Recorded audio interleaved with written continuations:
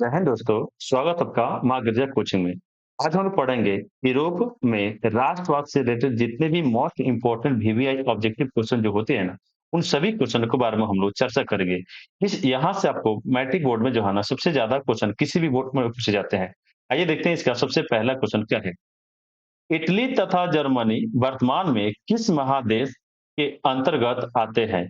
उत्तरी अमेरिका, दक्षिणी America, Europe, पश्चिमी एशिया। तो इटली और जर्मनी जो है ना, ये वर्तमान में जो है ना, ये यूरोप महादेश के अंदर आते हैं। इसलिए इसका राइट आंसर जो होगा ना, वो सी हो जाएगा। आइए इसका नेक्स्ट क्वेश्चन देखते हैं। फ्रांस में किस शासन वंश की पुनः स्थापना वियना कांग्रेस द्वारा की गई थी? हैप्सबर्ग, आर्लिया वंश, बुर्बो वंश या जारशाही। आपको बताना है इसका राइट आंसर क्या होगा। इसका राइट आंसर जो होगा वो आपका हो जाएगा सी, बुर्बो वंश। यानी कि वियना कांग्रेस के द्वारा जो है ना दोबारा से जो हुआ था वो बुर्बो वंश का स्थापना हुई थी। इसलिए इसका राइट आंसर सी हो जाएगा। मेजिनी का संबंध किस संगठन से था? लाल सेना से, कार्बोनरी से या फ्लिक हेटारिया या डाइट से। आपको बताना है इसका राइट आंसर क्या होगा। इसका राइट आंसर जो होगा ना वो आपका बी हो जाएगा। यानी कि मेजनी का जो संबंध था ना वो कार्बोनरी संगठन से था। आइए देखते हैं इसका नेक्स्ट क्वेश्चन क्या होगा। इटली एवं जर्मनी के एकीकरण के विरुद्ध निम्न में कौन था? इंग्लैंड, रूस, ऑस्ट्रिया या पर्सा। बताइए इसका राइट आंसर क्या होगा। इसका राइट आंसर जो होगा ना वो सी हो जाएगा। यानी कि ऑस्ट्रिया जो था ना वो कभी नहीं चाहता था इटली और जर्मनी का एकीकरण हो। इसलिए इसका राइट आंसर सी हो जाएगा। काउंट काबूर को विक्टर इमैनुअल ने किस पद पर नियुक्त किया? सेनापति, फ्रांस में राजदूत, प्रधानमंत्री या गृह मंत्री। आपको बताना है इसका राइट आंसर क्या हुआ।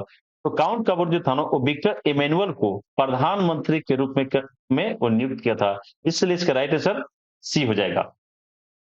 गैरीबाल्डी पेशे से क्या था? सिपाही, किसान, जमींदार या नाविक। गैरीबाल्डी जो था ना वो पेशे से नाविक था। इसलिए इसका राइट आंसर डी हो जाएगा। आइए देखते हैं इसका नेक्स्ट क्वेश्चन क्या है। जर्मन राइन राज्य का निर्माण किसने किया था? लुई अठवा ने, नेपोलियन बोनापार्ट ने, नेपोलियन द्वितीय ने या बिस्मार्क ने। आपको बताना है इसका राइट आंसर क्या हुआ। तो जर्मन राइन राज्य का निर्माण जो किया था वो नेपोलियन बोनापार्ट ने किया था। इसलिए इसका राइट आंसर जो होगा वो बी हो जाएगा। अगर जालबेरिन कैसी संस्था थी? क्रांतिकारियों की, व्यापारियों की, विद्वानों की या पादरी एवं सामंतों की। आपको बताना है इसका राइट आंसर जो है ना बी हो जाएगा। वो जालबेरिन जो थी वो व्यापारियों की संस्था थी। इसलिए इसका राइट आंसर बी हो जाएगा। रक्त एवं लौ की नीति का अवलंबन किसने किया? मेजनी ने, हिटलर ने, बिस्मार्क ने या विलियम फोन ने। तो आपको बताना है इसका राइट आंसर क्या हुआ। इसका राइट आंसर जो होगा वो सी हो जाएगा। तो जर्मनी के चांसलर था जिसका नाम था बिस्मार्क, और उसी ने रक्त एवं लौ नीति का अवलंबन किया था। इसलिए इसका राइट आंसर क्या हुआ सी, बिस्मार्क। याद रखिएगा हमेशा। फ्रैंकफर्ट की संधि कब हुई?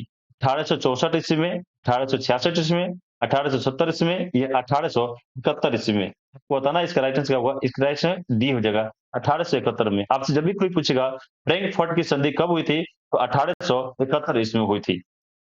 नेपलस की क्रांति कब हुई थी? 1820 ईस्वी में, 1821 ईस्वी में, 1822 ईस्वी में या 1823 ईस्वी में। नेपलस की क्रांति जो हुई थी वो आपको हुई थी 1821 ईस्वी में। इसलिए इसका राइट आंसर जो है ना बी हो जाएगा। चार्टिस्ट आंदोलन कहाँ हुआ? फ्रांस में, ऑस्ट्रिया में, हंगरी में या इंग्लैंड में। आपको बताना है इसका राइट आंसर क्या होगा। इसका राइट आंसर जो है ना वो डी हो जाएगा। यानी कि चार्टिस्ट आंदोलन जो हुआ था वो इंग्लैंड में हुआ था। यूनान को एक स्वतंत्र राष्ट्र घोषित किया गया था 1835 ईस्वी में, 1832 ईस्वी में या 1842 ईस्वी में, 1830 ईस्वी में। आपको बताना है इसका राइट आंसर जो होगा वो क्या होगा। इसका राइट आंसर जो होगा वो 1832 ईस्वी हो जाएगा। आइए देखते हैं इसका नेक्स्ट क्वेश्चन क्या है। कार्बोनरी संगठन किस वर्ष हुआ? 1832 ईस्वी में, 1815 ईस्वी में, 1810 ईस्वी में या 1831 ईस्वी में। इसका राइट आंसर जो होगा वो आपका सी हो जाएगा। यानी कि 1810 ईस्वी में मुझे बता। कार्बोनरी संगठन का 1810 ईस्वी में स्थापना की गई थी। एड्रियानोपुल की संधि कब हुई? 1828 में, 1829 में, 1830 में या 1931 ईस्वी में। को बताना है इसका राइट आंसर क्या हुआ। इसका राइट आंसर जो है ना वो बी हो जाएगा, यानी कि 1829 ईस्वी में। 1829 ईस्वी जो है ना एड्रियानोपुल की संधि हुई थी। एड्रियानोपुल की संधि किन दो देशों के बीच हुई? तुर्की रूस, यूनान पोलैंड, तुर्की हंगरी, हंगरी पोलैंड। आपको बताना है इसका राइट आंसर जो होगा वो क्या होगा। इसका राइट आंसर जो होगा ना वो तुर्की रूस हुई थी, यानी कि एड्रियानोपुल की संधि जो हुई थी वो तुर्की रूस के बीच हुई थी। सेडोन का युद्ध किनके बीच हुआ? परसा और ब्रिटेन, ब्रिटेन और फ्रांस के बीच, फ्रांस और परसा के बीच, परसा और रूस के बीच। आपको बताना है इसका राइट आंसर क्या हुआ। तो सेडोन का युद्ध जो हुआ था ना वो फ्रांस और परसा के बीच हुआ था, इसलिए इसका राइट आंसर सी हो जाएगा। जर्मनी एवं इटली के एकीकरण के समय फ्रांस का शासक कौन था? नेपोलियन बोनापार्ट, नेपोलियन थ्री, या विक्टर इमानुएल, या विलियम प्रथम। आपको बताना है इसका राइट आंसर जो है ना वो विलियम प्रथम हो जाएगा। जब जर्मनी और इटली का एकीकरण हो रहा था उस समय फ्रांस का जो शासक था वो विलियम प्रथम था। पोलैंड के विद्रोह को किसने कुचल दिया? रूस ने, ब्रिटेन ने, ऑस्ट्रिया ने, या फ्रांस ने। आपको बताना है इसका राइट आंसर क्या हुआ। इसका राइट आंसर जो है ना वो सी हो जाएगा, यानी कि ऑस्ट्रिया। ऑस्ट्रिया जो था वो पोलैंड के विरुद्ध विद्रोह को क्या किया था? वो कुचल दिया था। सन 1870 में फ्रांस और परसा के बीच युद्ध कहाँ हुआ? सेडोन में, सेडेवा में, साइडान में, या फ्रैंकफर्ट में। आपको बताना है इसका राइट आंसर क्या होगा। इसका राइट आंसर हुआ सेडोन में, यानी कि 1870 में जो ना फ्रांस और परसा के बीच जो युद्ध हुआ था वो कहाँ हुआ था? तो सेडोन में हुआ था। यूरोप वासियों के लिए किस देश का साहित्य एवं ज्ञान विज्ञान प्रेरणा सूत्र रहा? जर्मनी के, यूनान के, तुर्की के, या इंग्लैंड के। तो इसका राइट आंसर जो है ना वो यूनान के, यानी कि यूनान के जो काफी ज्यादा प्रेरणा सूत्र रहा था। इटली युवा इटली संस्था का विकास किया मेजनी ने, काउंट काबूर ने, गैरीबाल्डी ने, या बिस्मार्क ने। इसका राइट आंसर जो है ना वो मेजनी ने किया था। युवा इटली संस्था का स्थापना जो किया था वो मेजनी ने किया था। बिस्मार्क निम्न में से क्या था? बिस्मार्क जो था वो क्या था? कवि था, नाटककार था, या संगीतज्ञ था, या कूटनीतिज्ञ था। तो आपको बताना है इसका राइट आंसर क्या हुआ। इसका राइट आंसर जो है ना वो डी हो जाएगा। बिस्मार्क जो था ना वो बहुत बड़ा क्या था? कूटनीतिज्ञ था, और इसी की वजह से जो है ना जर्मनी का एकीकरण हुआ था। सार्डिनिया पीडमाउंट का शासक कौन था? Napoleon three, count Cavour, Victor Emmanuel, William प्रथम। आपको बताना है इसका राइट आंसर जो है ना वो विक्टर इमेनुअल हो जाएगा, यानी सार्डिनिया पीडमाउंट का शासक जो था कौन था? Victor Emmanuel. यूनानी स्वतंत्रता आंदोलन के दौरान किन ब्रिटिश कवि शहीद कौन ब्रिटिश कवि शहीद हुए? लॉर्ड बायरन, कासुत, फ्रांसीसी डिक, या विलियम प्रथम। आपको बताना है इसका राइट आंसर क्या होगा। इसका राइट आंसर जो होगा वो लॉर्ड बायरन हो जाएगा। जालबेरेन की स्थापना किस राज्य ने की? वर्षा, ऑस्ट्रिया, सार्डिया, या फ्रांस ने। तो इसका स्थापना जो की थी वो फरसा ने किया था। हंगरी की भाषा क्या थी? इतालवी, मैग्यार, या पोलिश, या फ्रेंच। इसका राइट आंसर जो है ना वो बी हो जाएगा, मैग्यार थी, यानी कि हंगरी की भाषा कौन सी है? मैग्यार। यूनान के स्वतंत्रता संग्राम में किसकी पराजय हुई? रूस की, तुर्की की, यूनान की, या फ्रांस की। इसका राइट आंसर तुर्की हो जाएगा, यानी किसे भी राइट आंसर। यूनान के स्वतंत्रता संग्राम में जो है ना तुर्की की पराजय हुई थी। मारी आन किस देश के राष्ट्रवाद का प्रतीक था? थी फ्रांस, रूस, इटली, या जर्मनी। इसका राइट आंसर जो है ना वो फ्रांस हो जाएगा, यानी फ्रांस जो है ना मारी जो थी राष्ट्रवाद की क्या प्रतीक थी। यूरोपीय सभ्यता का पालन किससे कहा जाता था? इटली को, फ्रांस को, हंगरी को, या यूनान को। आपको बताना है इसका राइट आंसर जो है ना वो यूनान हो जाएगा, यानी कि यूरोपीय सभ्यता का पालन कौन कर रहा था? केवल क्यों यूनान ही कर रहा था। एक्ट ऑफ यूनियन किस वर्ष पारित हुआ? 1688 में, या 1707 में, या 1788 में, या 1807 में। आपको बताना है इसका राइट आंसर जो है ना वो आपका 1688 में हो जाएगा, यानी कि एक्ट ऑफ यूनियन जो पारित हुआ था वो 1688 ईस्वी में हुआ था। 1789 की फ्रांसीसी क्रांति के समय वहां किस राजवंश का शासक था? ट्यूडर का, एस्टुअर्ट का, या बुर्बो का, या रोमानोवा का। तो 1789 की फ्रांसीसी क्रांति जो हुई थी उस समय जो शासक जो था, राजवंश का शासक जो था वो बुर्बो वंश का शासक था, यानी कि इसलिए राइट इसका सी हो जाएगा। आइए देखते हैं इसका नेक्स्ट क्वेश्चन क्या है। नेपोलियन संहिता किस वर्ष लागू की गई? 1789 में, 1791 में, 1801 में या 1804 में? आपको बताना है, इसका राइट आंसर जो होगा वो 1804 में किया, यानी नेपोलियन संहिता को जो लागू किया था वो 1804 में किया गया था। जर्मनी के एकीकरण के लिए बिस्मार्क ने कितने युद्ध किए? 1, 2, 3 या 4?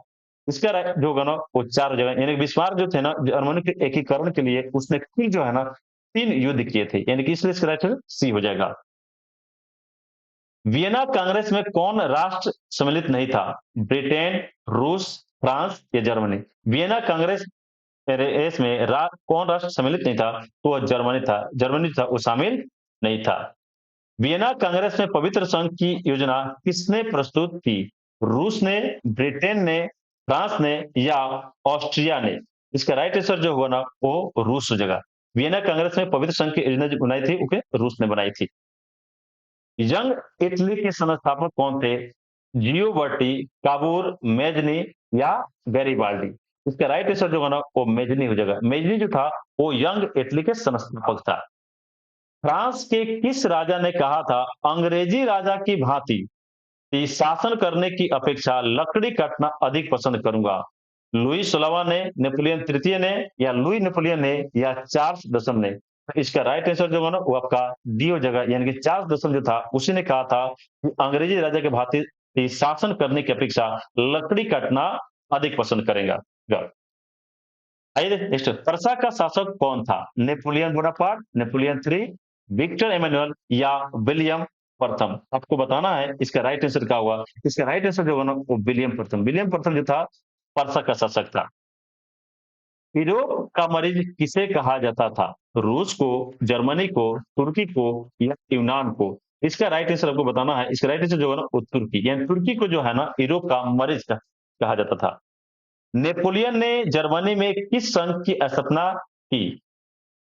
ट्रांसपेडेंट संघ की, सिलेपाइंड संघ की या राइन संघ की या इनमें से कोई नहीं? यहाँ थोड़ा सा मिस्टेक हो गया, यानी कोई नहीं होगा। आपको बताना है इसका राइट आंसर क्या होगा। इसका राइट आंसर जो वो राइन संघ, यानी नेपोलियन जो था वो जर्मनी में जो है ना राइन संघ की स्थापना किया था। इस संधि द्वारा स्वतंत्र यूनान राष्ट्र की स्थापना हुई? वियना की संधि द्वारा, कफ्तूनिया की संधि द्वारा, प्राग की संधि द्वारा या एंड्रियानोपोल की संधि द्वारा? इसका राइट आंसर जो होगा ना वो आपका डी हो जाएगा। एंड्रियानोपोल की संधि द्वारा जो है ना यूनान राष्ट्र की स्थापना हुई थी। यंग यूरोप की स्थापना किसने किया था? काबूर की, मेजनी की, बिस्मार्क ने या गैरीबाल्डी ने? आपको बताना है इसका राइट आंसर जो होगा ना वो आपका मेजनी किया था, क्योंकि यंग इटली का स्थापना वही किया था और इसलिए इसके यंग यूरोप किसने किया था? तो मेजनी ने किया था। नो गुएल्फ आंदोलन कहाँ हुआ था? इटली में, जर्मनी में, फ्रांस में या ब्रिटेन में? इसका राइट आंसर जो होगा ना वो जगह इटली में। नो गुएल्फ आंदोलन जो है वो इटली में हुआ था। मेटरनिक कौन था? ऑस्ट्रिया का चांसलर, पर्सा का चांसलर, फ्रांस का सम्राट या रूस का जो और? आपको बताना है इसका राइट आंसर जो होगा ना वो क्या होगा। यानी कि ऑस्ट्रिया का चांसलर जो था ना वो मेटरनिक था। मेटरनिक जो था वो ऑस्ट्रिया का चांसलर था। कार्बोनरी की सभ्यता किस वर्ष हुई थी? 1810 में, 1815 में या 1830 में या 1848 में? कार्बोनरी की स्थापना जो हुई थी वो 1810 में हुई थी। आपसे कोई भी पूछेगा कि 1810 में किसने समय थी, तो कार्बोनरी की स्थापना हुई थी।